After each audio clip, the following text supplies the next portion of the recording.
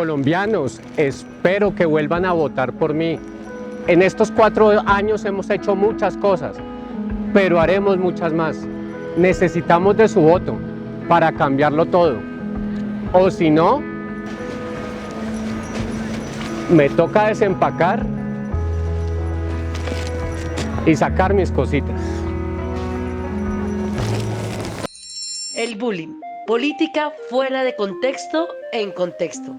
El bullying es un programa en vivo de Noticias.7, donde podrás participar con tus preguntas e inquietudes. Bienvenidos, hoy un nuevo episodio del bullying en este proceso de que será de resaca de guayabo de las elecciones, que decíamos aquí con nuestra invitada que todavía no han terminado. Hoy tenemos pues un personaje muy especial que tiene que ver con todo este tema que está pasando. Ella es Aura Rodríguez de la MOE, ya había estado acompañándonos aquí en estudio hace unos 20 días y estuvimos hablando precisamente de lo que serían las elecciones para cuerpos colegiados, para corporaciones. Ese proceso aún no ha terminado, se están dando los escrutinios y pues ya todos sabemos lo que ha pasado de todo, un proceso bastante movido donde pues todo el mundo ha querido meter la mano en el proceso electoral y pues se han dado quejas, discusiones y pues ha habido un proceso realmente bastante crítico, bastante caótico que nos regresó bastante tiempo atrás de lo que ha sido los procesos electorales en Colombia.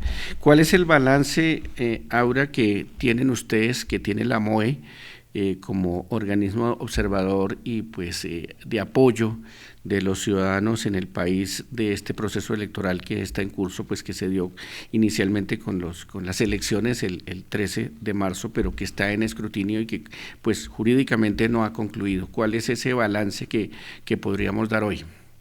Bueno, yo lo primero que tengo que decir es gracias nuevamente por la invitación. Por supuesto, como misión de observación electoral hemos estado atentos desde antes del proceso electoral, el día de las elecciones y ahora estos días. Y yo tengo que decir que contrario, digamos, a las angustias de todos estos días, yo hoy estoy muy optimista. Yo creo que ha sido un proceso de grandes aprendizajes para la sociedad colombiana y creo que el gran reto está justamente en ver cómo hacemos para cambiar esas cosas que estuvieron mal. ¿Qué decimos en el balance que hemos venido diciendo estos días? Y es, lo primero tengo que decir que soldado advertido sí muere en guerra, y es que gran parte de las advertencias que hicimos como misión de observación electoral, como una organización de la sociedad civil que ha trabajado durante 17 años en el tema de elecciones, pues desafortunadamente se dieron y todas las complicaciones casi en su totalidad que habíamos advertido que podían generar confusión, que se podían dar, efectivamente se dieron. En nuestro balance del día de las elecciones y lo que hemos dicho antes, ubico elementos básicos.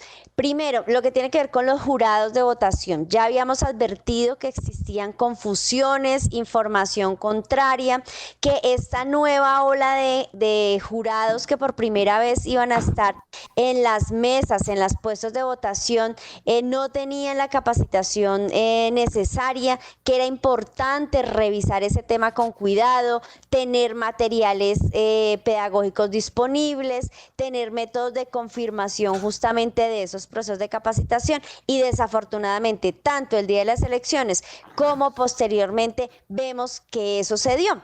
La MOE hizo incluso un comunicado de prensa unos días después de las elecciones, cuando empezamos a ver videos especialmente de jóvenes que se hicieron virales al otro día de las elecciones, diciendo cómo habían hecho fraude, cómo habían saboteado en su mesa de votación los resultados, y eso es algo que no nos podemos permitir.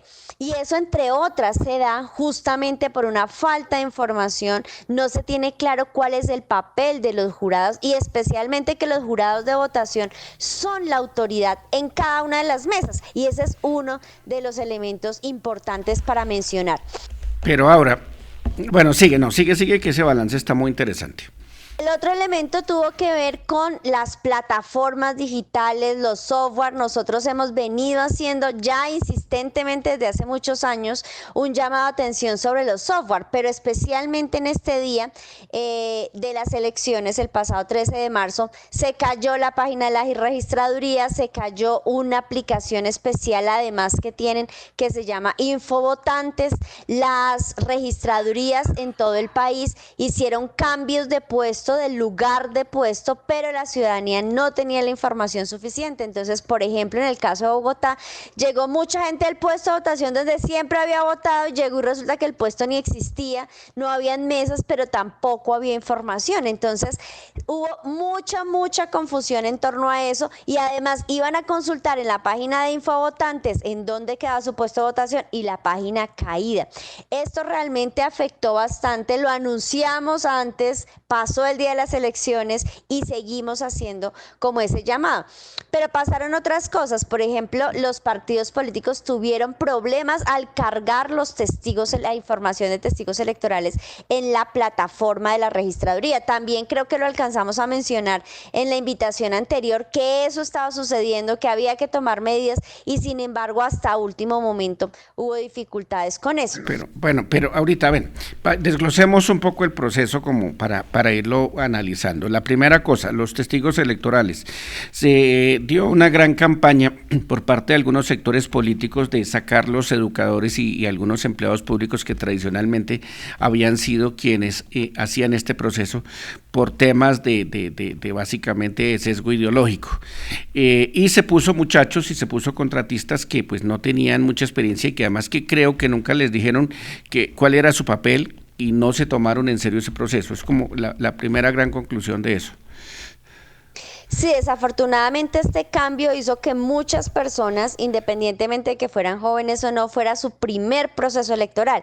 Pero cuando no es claro el papel, cuando tú no tienes claro que eres autoridad ese día, cuando no tienes claro la capacitación, pero además cuando hay informaciones contrarias a lo que te dicen en la capacitación, generan más confusiones.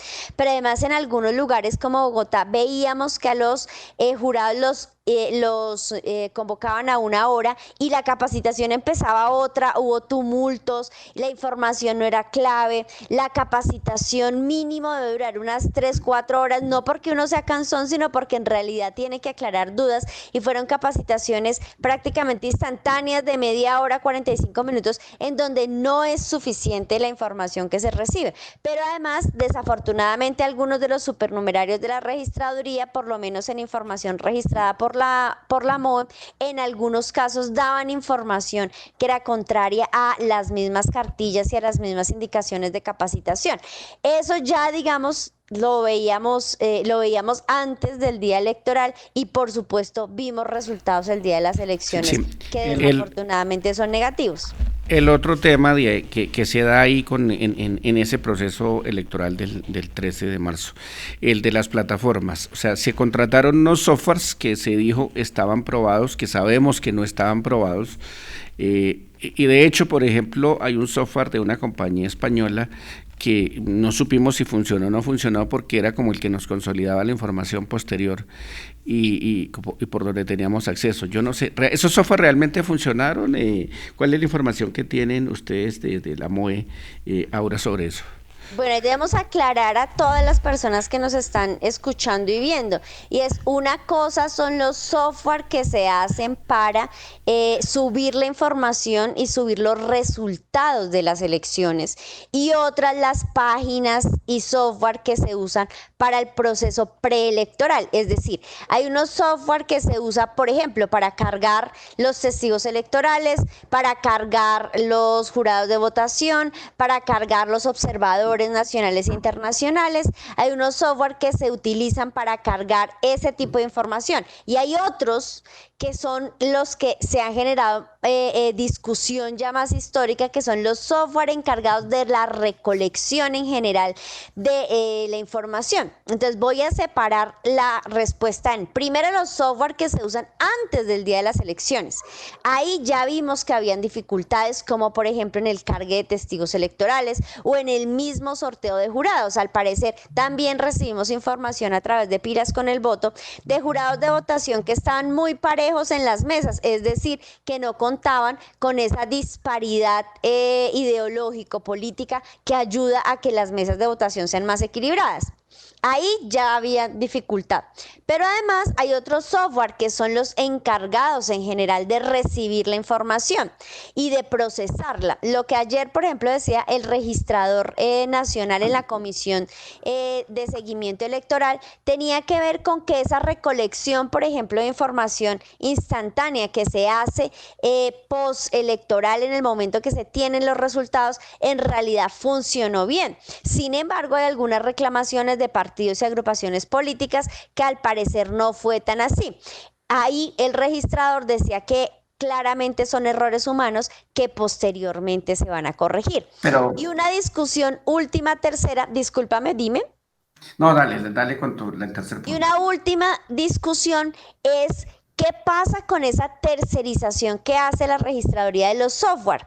Y lo primero que tenemos que decir es también, como hemos dicho y los partidos políticos han dicho, que los software en general deben ser desarrollados y apropiados por la misma registraduría, y aún hoy seguimos con software independientemente del proceso en el que se usen tercerizados y no hay un control directo de la registraduría y tampoco no hay control y veeduría ciudadana ni de los partidos ni de la sociedad civil en general.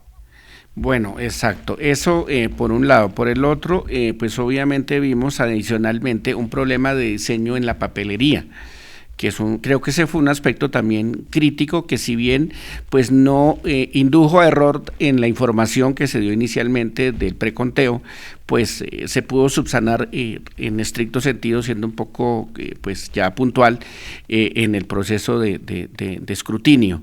Pero había, y ustedes ya habían advertido, los partidos políticos también habían advertido errores en el diseño de los formularios 14 y 12. Digamos, ahí hay varias cosas que tenemos que tener en cuenta para los que no sabemos. Ese tipo de decisiones, que son decisiones técnicas, finalmente en dónde va, cómo se hace el diseño, etcétera, son decisiones que no se toman arbitrariamente, que no se deben tomar arbitrariamente. Para eso existen unas comisiones técnicas, justamente, que hacen parte del proceso de seguimiento a las garantías electorales. Pues en estas elecciones, esas comisiones técnicas, antes de las elecciones, no funcionaron como lo habíamos previsto. Nosotros en una comisión de seguimiento, que es un espacio más abierto, ya la MOE había hecho advertencias. En elecciones pasadas se habían probado hasta los esferos para saber si cambiaban la tinta o no, porque fueron parte de las quejas que hubo hace 4 años, si mal no recuerdo. Sin embargo, en esta ocasión, esas comisiones técnicas no funcionaron, y por otra parte, esas advertencias se hicieron, no se tomaron en cuenta, y además el tiempo en elecciones no favorece, porque si no se toman decisiones acertadas con la suficiente anticipación, ya 2 o 3 días antes de las elecciones es imposible. Entonces, para los que no saben el detalle, ¿cuál fue uno de los errores técnicos que fue fundamental?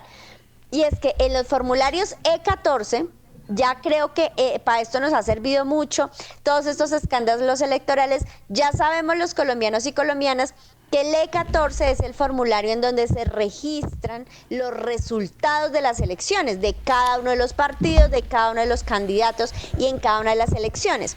Pero era Aura. E14, ¿y qué error tuvimos, señor? Sí. Este E14 ya había tenido errores en las elecciones del 18, tengo entendido, y creo que reincidimos en el proceso de que lo mantuvimos.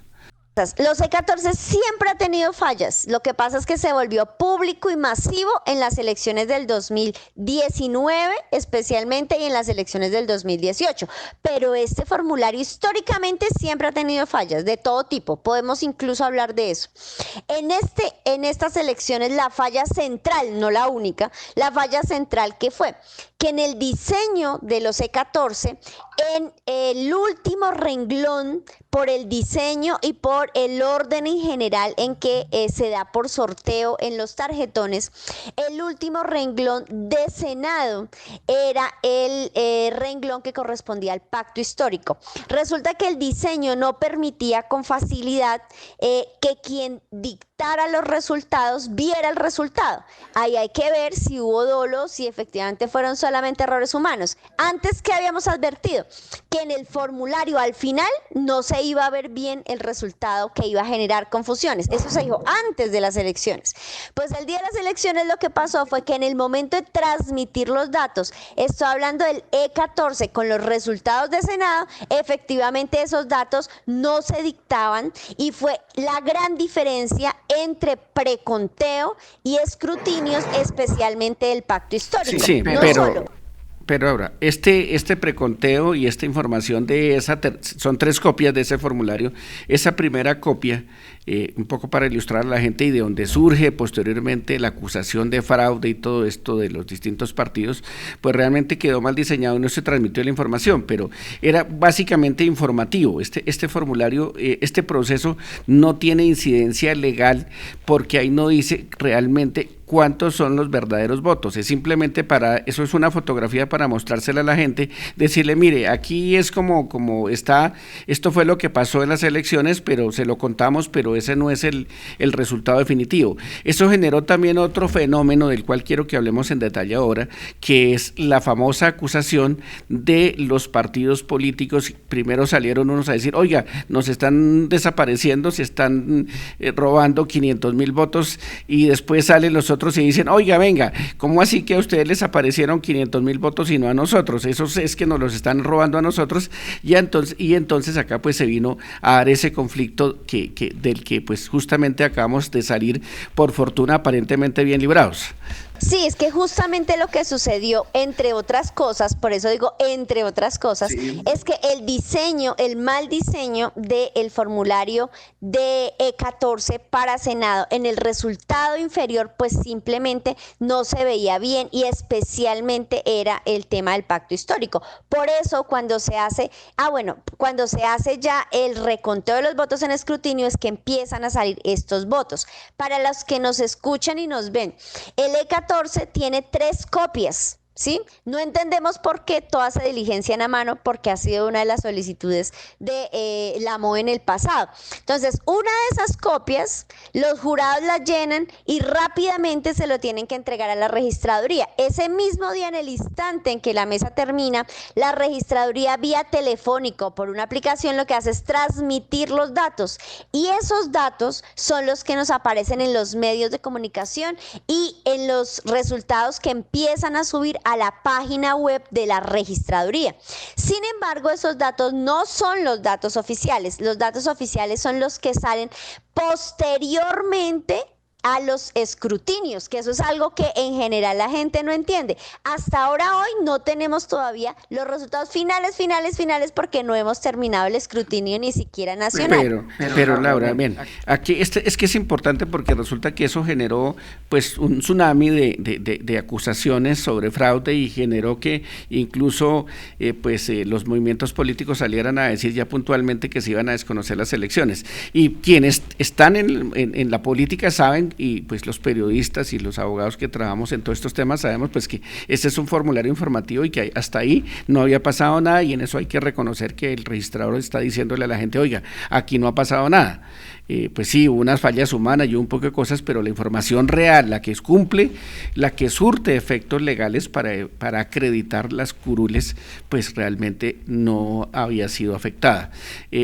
Pero eso que denota además un fenómeno como de mala fe de los políticos que salieron a decir, oiga, porque ellos saben que efectivamente ese formulario no tiene incidencia, decir, venga, es que aquí hubo un fraude, para desconocer que es que o fuimos perdedores o fuimos ganadores. Creo que en eso también hay un poco como de decirle a la gente, venga para acá, aquí no solo les dijeron mentiras antes de las elecciones, sino que le están diciendo mentiras después de las elecciones. Cosa muy interesante que pasó, y ayer en la Comisión de Seguimiento Electoral cuando uno escuchaba a los distintos partidos les llamaba la atención.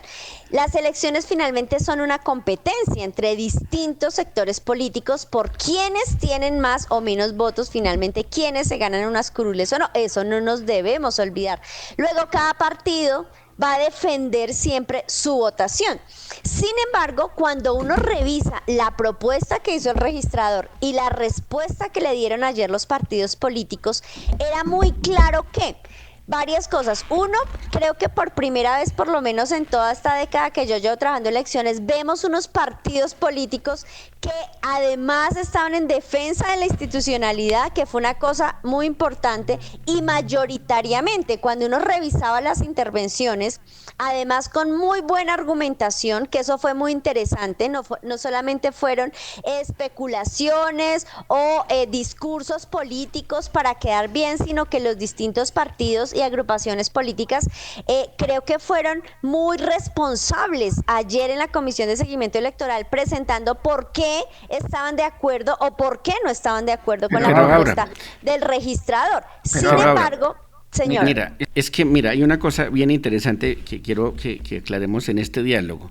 Me gusta cómo lo presentas. Esto es un concurso para obtener unas curules, es un concurso democrático. Y hay unas reglas. Y esas reglas están establecidas en una cosa que se llama el Código Electoral, que pues hay uno en curso que no ha salido de la Corte Constitucional, pero hay otro que está vigente. Siempre hay una norma vigente, y esa norma vigente dice cuáles son las reglas, dice cómo es ese juego democrático.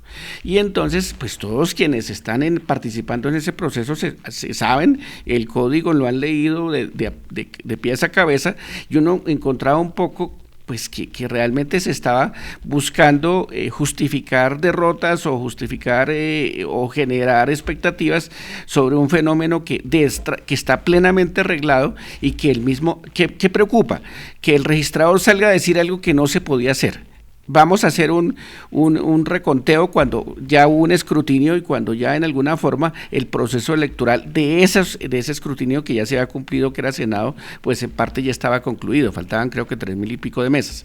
Y por otro lado, como el registrador al unísono, o sea, las dos máximas autoridades, la autoridad de tipo administrativo del Estado, que es el presidente, el jefe de Estado, y por el otro lado, pues el registrador, que es la autoridad administrativa, no es la judicial, porque ahí el Consejo Nacional Electoral hace las veces de autoridad judicial y en segunda instancia o cuando hay demandas el Consejo de Estado. Entonces, realmente, ¿qué es lo que uno ve? Que todavía nos falta madurez política en eso y que estamos un poco copiando fenómenos de hablarle al auditorio, de hablarle a la gente y tratarnos de justificarnos con la gente, pero que no hay realmente esa cultura política para decir, oiga, venga, aceptamos la derrota o aquí jugamos, aquí hay unas reglas, aceptemos esas reglas.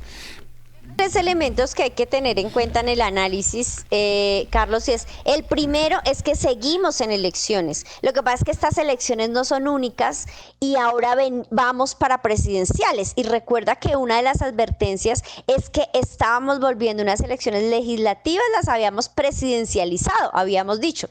Entonces, yo creo que los partidos siguieron en esa lógica de campaña, ¿cierto? Luego de conocer los resultados o resultados parciales de las legislativas. Y ese es un elemento importante que tenemos que tener presente. El segundo elemento importante es el papel que juega ahí sí la comunicación y las redes sociales. ¿Por qué? Porque en otro momento de la historia del mundo y de Colombia también no teníamos acceso tan rápidamente a la información y de manera tan masiva. Entonces, las redes sociales, cuando empiezan a sacar pronunciamientos, discusiones y demás, presiona a las autoridades y de alguna manera, uniéndose a esa presión social a través de redes y medios y en medio de lo que sigue siendo una campaña electoral, las personas, especialmente tengo que decir que el Consejo Nacional Electoral ayer, por ejemplo, hizo un llamado de atención para que el presidente de la República no se inmiscuyera y no diera observaciones directas frente al proceso electoral como lo ha venido haciendo. Y esas son cosas que tenemos que tener claras. Y fruto seguramente de ese tipo de presiones sociales y políticas, también el registrador ayer nos aclaraba que fue una propuesta que esperaba ver la reacción un poco de los partidos. Bueno, pero ahorita, ven, un momento, el registrador que se debe saber el código de pies a cabeza, no debería haber salido a decir, oiga, voy a pedirle al Consejo Nacional Electoral, porque así lo dijo, yo seguí el proceso, que por cierto, en eso sí, pues la autoridad era el Consejo Nacional Electoral, pero pues obvio, si yo trabajo en esto, yo sé las reglas, pues yo ya sé que eso en principio no se ha hecho, no está regulado, y como no se está regulado yo no lo puedo pedir, y que el presidente, que se supone que tiene asesores también detrás, sale a decir, oiga, sí, venga, es que aquí eso como que no está tan claro, entonces volvamos a contar, pero es que ya se había contado. Sí, completamente de acuerdo. Ayer fuimos claros, tanto como MOE como los distintos agrupaciones y partidos políticos, en que era una posibilidad que no era real y efectiva continuar. Sin embargo, y siendo tu abogado y los que nos están escuchando, yo no soy abogada, las leyes justamente se modifican y se interpretan, tengo que decir desafortunadamente, a quien más le convenga. Y eso es parte de lo que debe ser uno de los grandes aprendizajes de este proceso electoral. Y es reglas claras, se dice en la democracia, reglas claras para resultados inciertos. Y creo que fue muy importante, por eso yo hacía énfasis en los argumentos de los partidos y agrupaciones políticas. Creo que fue muy importante los distintos argumentos que a favor y en contra se dieron ayer en la Comisión de Seguimiento Electoral, porque los partidos que no estaban de acuerdo con la propuesta del registrador dejaron claro con argumentos jurídicos y también políticos la inconveniencia de esa propuesta y el no lugar, digamos, de la propuesta del registrador. Igual, pero en una menor proporción, por supuesto, solo 3 agrupaciones políticas respaldaron lo que era en un primer momento esa propuesta del registrador. Sin embargo, si eso se hubiera dado, el Consejo Nacional Electoral debería haber tomado alguna decisión al respecto, pero afortunadamente para la democracia de este país, el registrador se retractó, escuchó a la mayoría de partidos políticos y agrupaciones ayer en la Comisión de Seguimiento, y eso realmente no avanzó, no superó. Y eso creo yo que es con lo que tenemos que quedarnos, y es en medio de la incertidumbre que se generó. Creo que ayer fue una de las mejores comisiones de seguimiento electoral de carácter nacional, en donde se estuvo a la altura, digamos, de lo que necesitaba el momento. Yo no sé si logramos imaginar qué hubiera sido si el registrador insiste en su propuesta. Y creo que ayer lo que vivimos fue justamente un episodio de fortalecimiento democrático que es muy interesante, y que yo siempre desde mi optimismo me quedo revisando y me quedo con eso que aprendimos socialmente. Uno, la sociedad en general tuvo por primera vez una comisión de seguimiento pública en donde se podía seguir por redes, donde podíamos escuchar directamente al registrador, al Ministerio del Interior, a los partidos políticos, a las misiones de observación, y eso es supremamente importante.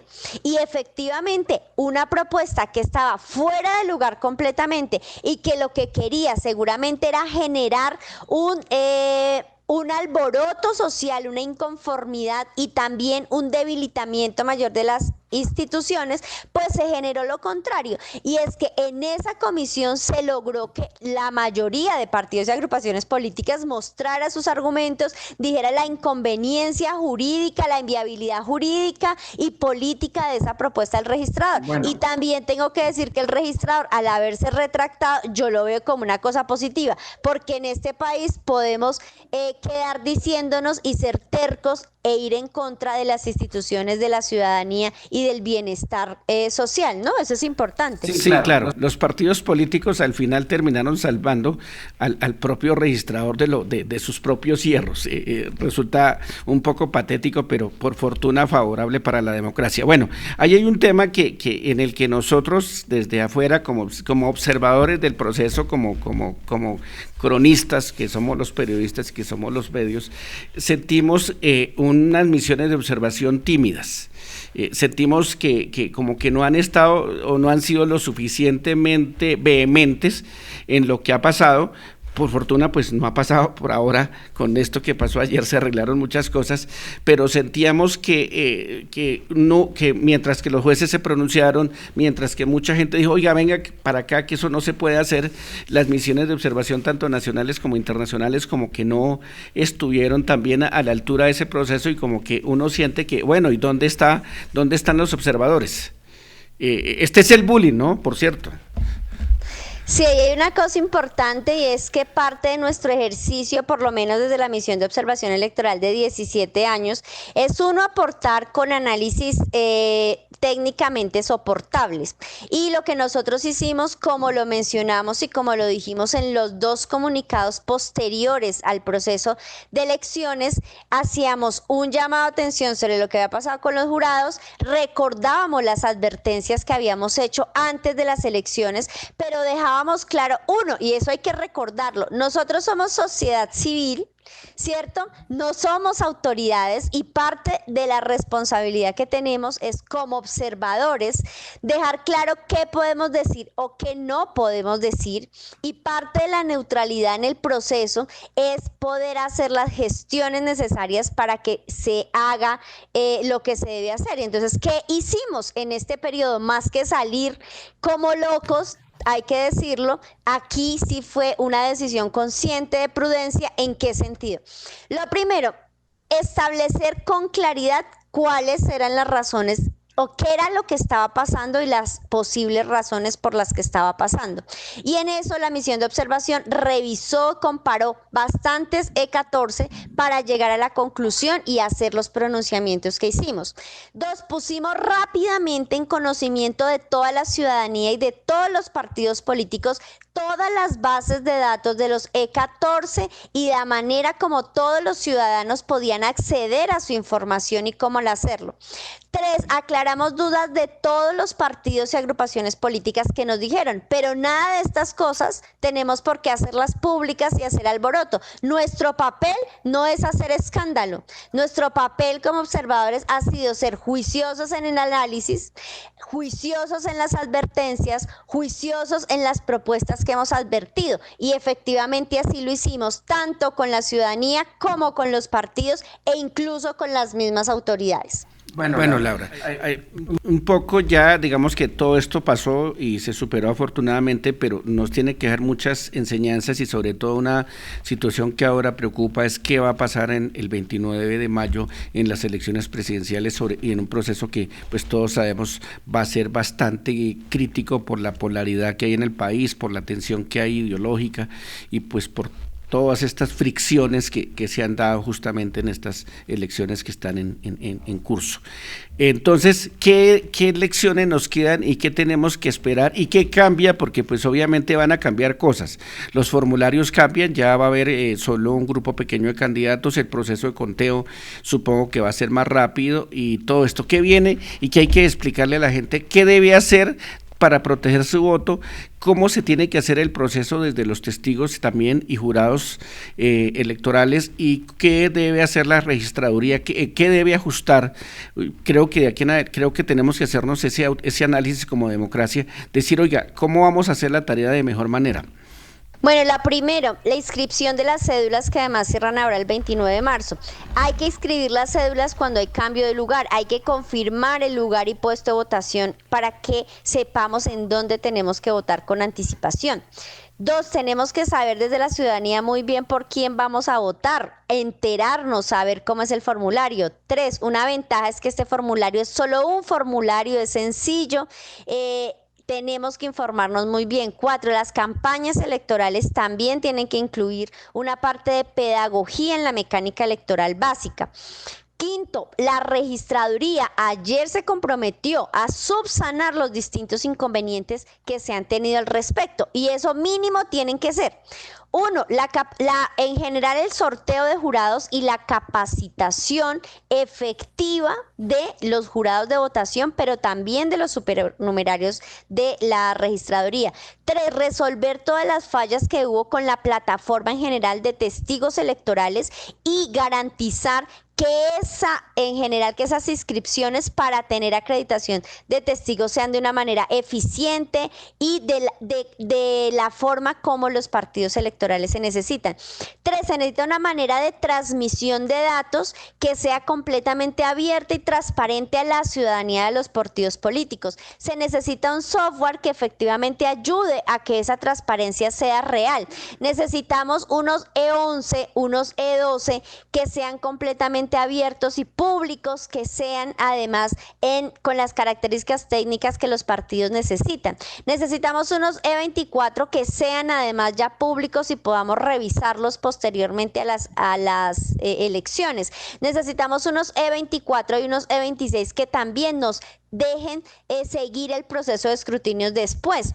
Esos son los mínimos, lo que la ciudadanía y la registraduría tiene que hacer, pero además le coloco a los partidos políticos, ya mencioné lo de las campañas, incluirlo de pedagogía electoral, pero también hay otros elementos importantes. Es muy clave que los partidos políticos tengan testigos electorales, ojalá en todas las mesas de votación, testigos electorales que estén acreditados y que además estén lo suficientemente capacitados para hacer el seguimiento en sus mesas de votación y también poder hacer un trabajo eficaz en la parte de escrutinio, que va a ser mucho más corta, pero que también se necesita. Pero Laura, estamos a escasos 2 meses. En esos 2 meses, ¿qué se va a poder hacer operativamente? Porque, pues, un poco hacer todos esos ajustes de software, hacer los cambios o los ajustes y capacitación en los jurados, pues, digamos que sería lo deseable. Un poco para cerrar también nuestro programa, ¿qué es lo urgente y qué seguramente es lo que sí se va a poder hacer y cuál sería la recomendación final que usted le hace a los colombianos para que cuiden su voto y para que todos saquemos un proceso electoral transparente y adecuado en este momento histórico tan importante para el país? Primero, exigirle a las autoridades que hagan bien su trabajo. Eso es lo primero que tiene que hacer la ciudadanía. Y el registrador ayer se comprometió a hacerlo. Que si lo puede hacer en 2 meses o no, es parte de la presión ciudadana y de las responsabilidades que él como autoridad debe responder y asignar. Como ciudadanía, hacernos responsables de nuestras labores, desde el ser jurado, desde el saber por quién votamos, el ser testigo electoral si es nuestra decisión y hacerlo con responsabilidad, con juicio, asumir eso como parte de nuestro aporte democrático el día de las elecciones. Por supuesto, hacer cosas básicas como averiguar el puesto de votación, revisar en dónde está mi cédula o no. Y para mí el mayor compromiso es salir a votar, porque una cosa es hablar de la democracia, ¿cierto?, en abstracto, y otra hacerla real. Y la real es que Colombia necesita en este momento que todos y todas y todes salgamos a votar el próximo 29 de mayo, justamente porque es una mayor participación ciudadana, una mayor votación finalmente la que hace y presiona que las autoridades hagan su trabajo bien y que cada uno se apersone también de su función. Así que para mí el mensaje solamente puede ser uno, y es que hay que salir a votar masivamente, hay que hacer seguimiento al voto, hay que saber qué pasa con mi voto, poder tener acceso a toda la información que haya alrededor de eso. Eso creo que es la tarea fundamental de este 29 de mayo. Yo creo que nos queda justamente espacio para que hagamos un nuevo programa. Me gustaría mucho, me encanta tu proceso didáctico y muy claro en explicar hacia la ciudadanía el cómo ejercer este proceso democrático, y me gustaría invitarte próximamente para que hablemos de eso, cómo encarar las elecciones del 29 de mayo y qué se está haciendo, qué se ha logrado seguramente en el curso de estos meses, de estos 2 meses, y que la gente va a tener y que la MOE va a tener que estar vigilante ahí también como órgano de observación de si se están haciendo o se están acometiendo las tareas. Entonces, muy chévere que nos acompañes, te agradezco muchísimo este tiempo. Creo que ha sido muy provechoso para que la ciudadanía tenga un criterio, un juicio de lo que pasó y de qué debemos mejorar para estas próximas elecciones. Muchas gracias, Laura, y esperamos contar contigo en una próxima oportunidad. Laura Rodríguez, de la MOE, que pues obviamente nos ayuda a que este proceso democrático de Colombia sea lo más transparente y lo más adecuado para el momento histórico que vivimos. Muy buen día. Gracias por la invitación a ustedes. Colombianos, espero que vuelvan a votar por mí. En estos 4 años hemos hecho muchas cosas, pero haremos muchas más. Necesitamos de su voto para cambiarlo todo. O si no, me toca desempacar y sacar mis cositas. El bullying. Política fuera de contexto e en contexto. El bullying es un programa en vivo de Noticias.7, donde podrás participar con tus preguntas e inquietudes.